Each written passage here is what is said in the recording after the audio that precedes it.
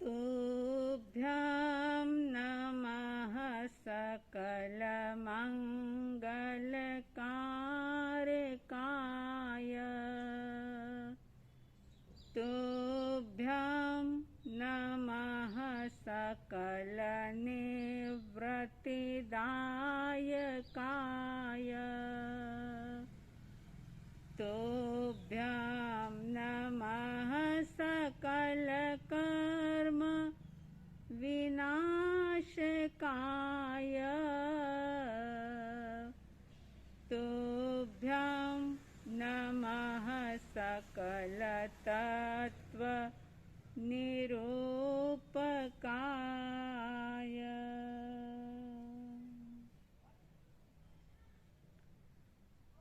श्रद्धालु जिज्ञासु श्रोताओं, समता षोडशी की चर्चा आपके सामने चल रही है और ये समता षोडशी जो एक संदेश देती है कि कहीं भी भागने की आवश्यकता नहीं है। जहां पर जिस परिस्थिति में जिस स्थान में आप हैं वहीं पर अपनी दृष्टि को बदल ले।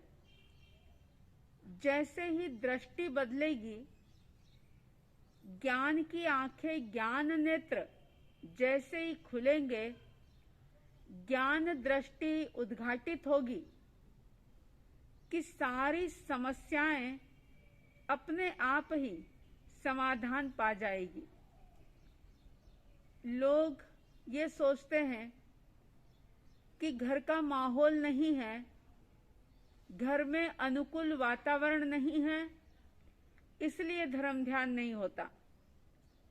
कुछ लोग कहते हैं कि समाज में बहुत ज्यादा राजनीति है, समाज का वातावरण अच्छा नहीं, समाज में बहुत ज्यादा ऐसे लोग हैं जिनको देखने से कषायों की वृद्धि हो जाती है।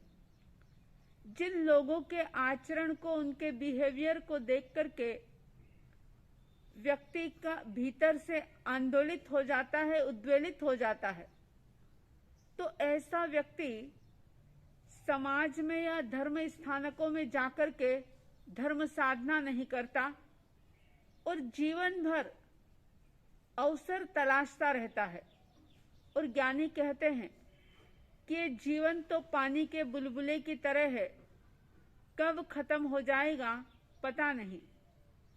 जो समय मिला है, जो श्वासें मिली है, बस उसी में अपनी सोच को, अपनी दृष्टि को बदल करके जागृत हो जाओ। कहीं पर भी भागने की आवश्यकता नहीं। किसी भी व्यक्ति, वस्तु या परिस्थिति को दोषी ठहराने की आवश्यकता नहीं। बस अपने आप के नजरिए को चेंज कर लो तो फिर आप पाओगे कि अरे दूसरा तो कोई मेरे सुख दुख का कारण हो ही नहीं सकता, है ही नहीं। तीसरी गाथा में सुन रहे थे आप, पर नहीं तुझसे कहता कुछ भी, सुख दुख का कारण नहीं हो, करके मूढ़ कल्पना मिथ्या, तू ही व्यर्थ आकुलित हो। बहुत एक जगाने वाला, विचार करने वाला संबोधन दिया है। यहाँ पर मूढ़ कहा है, करके मूढ़ कल्पना मिथ्या। जो मिथ्या कल्पनाओं में जीते हैं, जो झूठी कल्पनाओं के अंदर जी रहे हैं, वे सब ज्ञानियों की नजरों में मूढ़ है, मूर्ख है। चाहे वो गृहस्थ हो, चाहे वो साधु हो, चाहे वो सन्यासी हो, चाहे वो साधना के नाम पर कितना भी बाह्य आडंबर कर रहा हो, लोगों की जय जयकार लूट रहा हो, लेकिन अगर उसका दृष्टिकोण सही नहीं है, अगर कल्पना मिथ्या है, झूठी है, दृष्टि मिथ्या है, झूठी है, गलत है, तो ऐसा व्यक्ति ज्ञानियों की नजरों में मूढ़ है। ज्ञानी कह रहे हैं कि पर नहीं कहता तुझसे कुछ भी। पर स्व के अलावा सारा पर, क्योंकि आप ये बात तो समझ ही गए होंगे कि यहाँ पर इस समता षोडशी के अंदर पूरी तरह से भेद विज्ञान की बातें बताई है। कैसे हम अध्यात्म को समझ सकें, कैसे हम अध्यात्म को अपने व्यवहारिक जीवन के अंदर जी सकें, ये बात इसके अंदर बताई है और बहुत सिंपल है। अगर ये परमात्मा का ज्ञान, अगर ये जिनेश्वर परमात्मा की वाणी थोड़ी सी भी हमारे भीतर में उतर जाए तो सचमुच जीवन के दुख चुटकियों में खत्म हो सकते हैं। स्थान वही रहेगा, व्यक्ति वही रहेंगे, परिस्थितियां भी हो सकता है वो ही रहे, लेकिन आपकी सोच बदल जाएगी, क्योंकि ज्ञान की आंखें खुल जाएगी। कहा ज्ञानियों ने कि स्व आत्मा के अलावा जो भी पर है वो तो तुझसे कुछ कहता ही नहीं है। ये तो तेरी मिथ्या दृष्टि है, ये तो तेरी झूठी कल्पना है कि तूने अपने दुख का कारण या सुख का कारण दूसरों को मान लिया है। अब देखिए, सुख का कारण तो दूसरों को कोई माने या ना माने, लेकिन बात बात में दुख का कारण व्यक्ति हमेशा दूसरों को ही मानता है।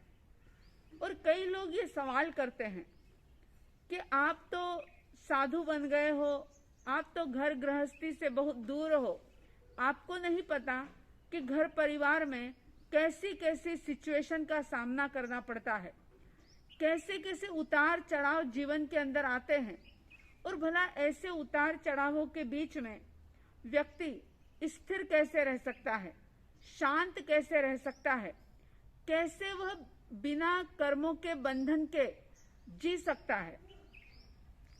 ज्ञानी कहते हैं कि प्रतिकूल परिस्थितियां हर एक के जीवन में आती है, पर नहीं कहता तुझसे कुछ भी। पर जो है वो तुझसे कुछ कहता नहीं। लोग कहते हैं कि जब प्रतिकूल परिस्थितियां आती है, जैसे कि समझ लो कोई स्थितियां तो ऐसी है जो प्रतिकूल है, परेशान करने वाली है, लेकिन थोड़े समय के बाद वो बदल जाएगी। जैसे कि किसी को रोटी ठीक तरीके से नहीं मिली, अगर रोटी अच्छी नहीं मिली तो हो सकता है एक टाइम अच्छी नहीं मिली, एक दिन अच्छी नहीं मिली हो, दूसरे दिन अच्छी ना मिली हो, लेकिन तीसरे दिन अच्छी मिल सकती है। अगर दुकान पर, ऑफिस में जाकर के बैठे और व्यापार नहीं हुआ, बिजनेस नहीं हुआ, पैसा जेब में नहीं आया, तो ये भी गृहस्थ जीवन के लिए एक प्रकार की विपरीत परिस्थिति है। तो ज्ञानी कहते हैं कि आज नहीं हुआ, हो सकता है कल हो जाएगा। जब आपकी दृष्टि बदल जाएगी तो आप ये सोचोगे कि क्या फर्क पड़ा, अगर मनपसंद कोई कपड़ा नहीं मिला तो उसका भी संयोग कितने दिन। आप अगर सक्षम हैं तो उस नापसंद कपड़े को, ड्रेस को आप छोड़ सकते हैं, किसी को दे सकते हैं, या फिर 2, 4, 6 महीने के बाद आप चेंज कर सकते हैं, उसको फेंक सकते हैं, दूसरा ले सकते हैं। लेकिन अधिकांश लोगों की समस्या तो ये है कि चलो रोटी की, कपड़े की, पैसे की जो एक समस्या है उसका तो समाधान है, वो तो संयोग जल्दी बदल जाते हैं, लेकिन कुछ रिश्ते ऐसे होते हैं कि जो बड़ी ही तकलीफ देते हैं, चाहे वह फिर पिता पुत्र का हो, भाई भाई का हो, देरानी जेठानी का हो, ननंद या भाभी का हो, सास या बहू का हो। कई बार ऐसे प्रतिकूल रिश्ते होते हैं कि जिनको झेल पाना, जिनको जी पाना बहुत मुश्किल हो जाता है। लेकिन यहाँ तो अनुभवी जिनवाणी के आधार पर ये बात कह रहे हैं कि इस बात को समझो, ये बात जो है पूरी आत्मिक दृष्टि के साथ की जा रही है कि तुम अगर शरीर के स्तर पर जियोगे, अपने आप को शरीर मानोगे, जो नाम, जो पद या जो प्रतिष्ठा है उसी को अपनी आइडेंटिटी मान लोगे, तो ऐसे में तो पग पग पर आप परेशान होगे, दुखी होगे। लेकिन अगर आपने अपनी वास्तविक सत्ता को, अपने वास्तविक अस्तित्व को अगर जान लिया, पहचान लिया, तो सोच बदल जाएगी। आपकी जो मूढ़ कल्पना है, झूठी कल्पनाएं हैं, क्योंकि ज्यादातर दुख जो है वो काल्पनिक हैं, और उन काल्पनिक दुखों को दूर करने के लिए आपको आत्मा को तो जानना ही पड़ेगा, स्वयं के अस्तित्व को तो पहचानना ही पड़ेगा। जब तक स्व अस्तित्व को नहीं जाना, चाहे आप वैदिक परंपरा से बिलोंग करते हो, चाहे आप जैन दर्शन से बिलोंग करते हो, जैन धर्म को मानते हो, चाहे भागवत गीता को मानते हो, चाहे उत्तराध्ययन सूत्र के अंदर आपकी श्रद्धा हो, चाहे भागवत गीता के अंदर आपकी आस्था हो, सभी ने यही बात कही कि जो शरीर को सर्व कुछ मानकर, शरीर को ही मैं मानकर जिएगा, उसे हर परिस्थिति दुखी बना देगी, हर स्थिति उसे नाच नचवा देगी। यानी वो व्यक्ति परिस्थिति के अनुसार चलने लगेगा। लेकिन जिसने आत्म स्वरूप को जाना, जिसने अपने अस्तित्व को पहचाना, अपनी आत्म शक्ति को जाना, ऐसे व्यक्ति के सामने चाहे कैसी भी सिचुएशन आए, कैसी भी स्थिति हो, लेकिन वो ये सोचेगा कि ये तो मुझसे अलग है, पर है, और पर तो मुझे कुछ कह नहीं सकता, पर तो मेरा कुछ कर नहीं सकता। वो बार बार ज्ञानी की ये बात याद करेगा, पर नहीं तुझसे कहता कुछ भी, सुख दुख का कारण नहीं हो, करके मूढ़ कल्पना मिथ्या, तू ही व्यर्थ आकुलित हो, समता रस का पान करो, अनुभव रस का पान करो, शांत रहो, शांत रहो, सहज सदा ही शांत रहो, शांत रहो, शांत रहो, सहज सदा ही शांत रहो।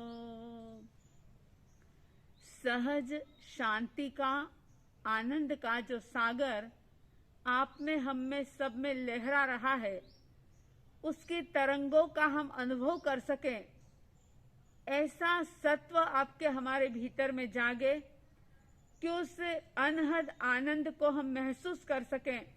ऐसी साध्वी द्वय की तरफ से हार्दिक हार्दिक शुभ मंगल भावनाओं के साथ जय प्रभु महावीर, जय गुरु आनंद।